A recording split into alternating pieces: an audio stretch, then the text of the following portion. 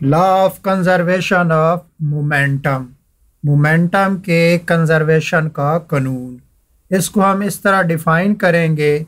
Isolated system में आपस में टकराने वाले सारे अजसाम का मोमेंटम हमेशा कांस्टेंट रहता है।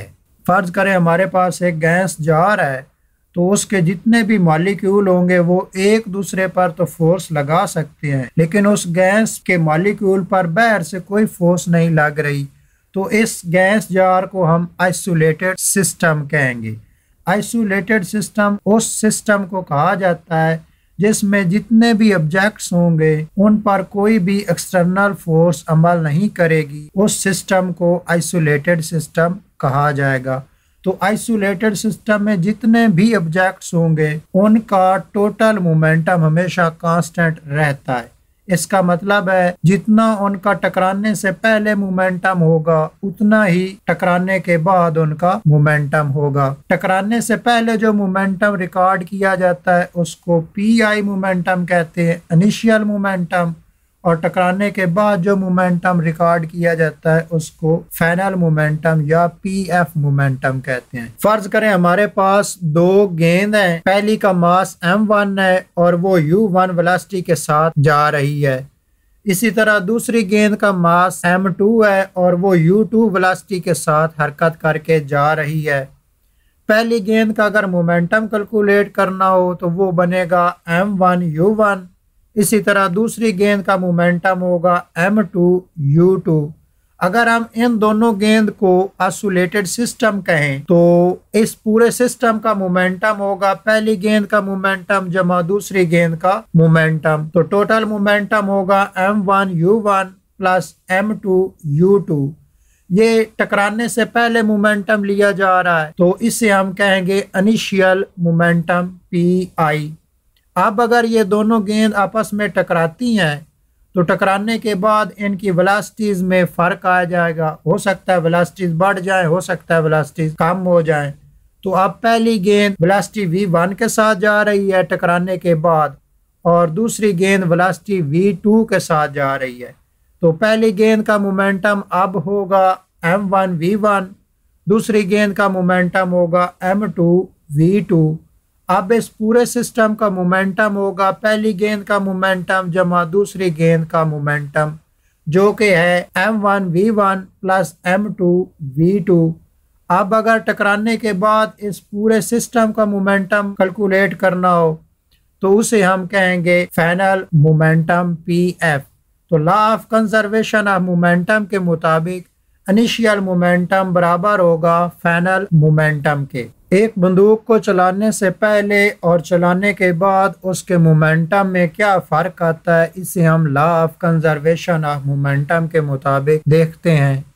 फ़र्ज करें हमारे पास एक बंदूक है जिसका मैस मैं बड़े एम से लिख रहा हूँ और उसके अंदर एक गोली है जिसके मैस को मैं छोटे एम से लिख रहा हूँ। बंदूक की वेलोसिटी v हो सकती है, तो इस तरह बंदूक का मोमेंटम होगा बंदूक का मास ज़रा बंदूक की वेलोसिटी। इसी तरह गोली की वेलोसिटी v हो सकती है, तो गोली का मोमेंटम होगा गोली का मैस और गोली की वेलोसिटी। अगर हम इस बंदूक और गोली को एक आइसोलेटेड सिस्टम कंसीडर करें तो इस पूरे सिस्टम का मोमेंटम होगा बंदूक का मोमेंटम प्लस गोली का मोमेंटम।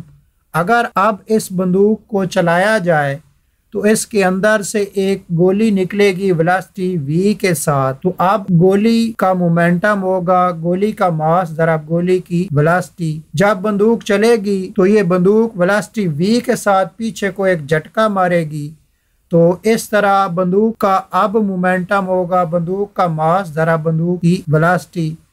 अब इस पूरे सिस्टम का मोमेंटम होगा बंदूक का मास ज़रा बंदूक की वेलोसिटी। अगर चलाने से पहले देखें तो बंदूक भी रेस्ट की हालत में होती है, उसके अंदर जो गोली होती है वो भी रेस्ट की हालत में होती है। तो बंदूक की वेलोसिटी भी सिफर है, गोली की वेलोसिटी भी सिफर है। तो इस तरह तो इस पूरे सिस्टम का मोमेंटम चलाने से पहले सिफर होगा क्योंकि दोनों वेलोसिटीज सिफर हैं।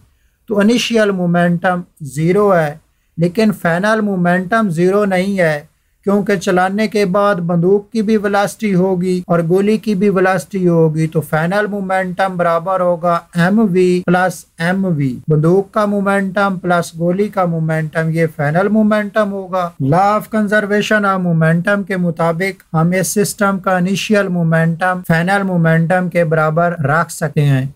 अगर हम ऐसा करें तो देन जीरो बराबर होगी mv प्लस mv के। यहाँ जो बड़ी वैल्यूज हैं वो बंदूक के लिए हैं और छोटी वैल्यूज गोली के लिए हैं।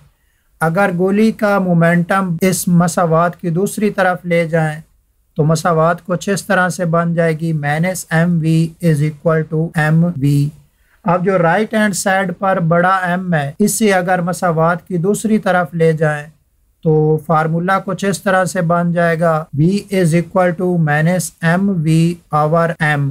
यहाँ जो लेफ्ट हैंड साइड पर बटे के ऊपर mv आ रहा है, ये गोली का मोमेंटम है। इसमें छोटा m गोली का मैस है और छोटी v गोली की वेलोसिटी है। इसी तरह जो लेफ्ट हैंड साइड पर बड़ा m आ रहा है, ये बंदूक का मैस है। इसी तरह जो राइट हैंड साइड पर बड़ी v आ रही है, ये बंदूक की वेलोसिटी है। ये वो वेलोसिटी है जिसके साथ बंदूक पीछे की जानिब झटका मारती है जब वो चलती है। इसको रिकॉइल वेलोसिटी कहा जाता है। इस फार्मूले से ये भी वाज़ेह हो रहा है कि बंदूक का मास और बंदूक की वेलोसिटी एक दूसरे के इनवर्सली प्रोपोर्शनल है। अगर बंदूक का मास ज्यादा होगा तो उसकी रिकॉइल वेलोसिटी कम होगी और उसका झटका कम महसूस होगा। इस फार्मूले में नेगेटिव का मतलब ये है कि गोली आगे की तरफ जाएगी और बंदूक पीछे की जानिब झटका मारेगी। Law of conservation of momentum की बहुत सी एप्लीकेशंस हम अपनी रोजमर्रा जिंदगी में भी देखते हैं। जब रॉकेट को छोड़ा जाता है या एक गुब्बारे में हवा भरकर उसे छोड़ा जाए तो रॉकेट से और गुब्बारे से तेजी के साथ गैसेस बाहर निकलती हैं।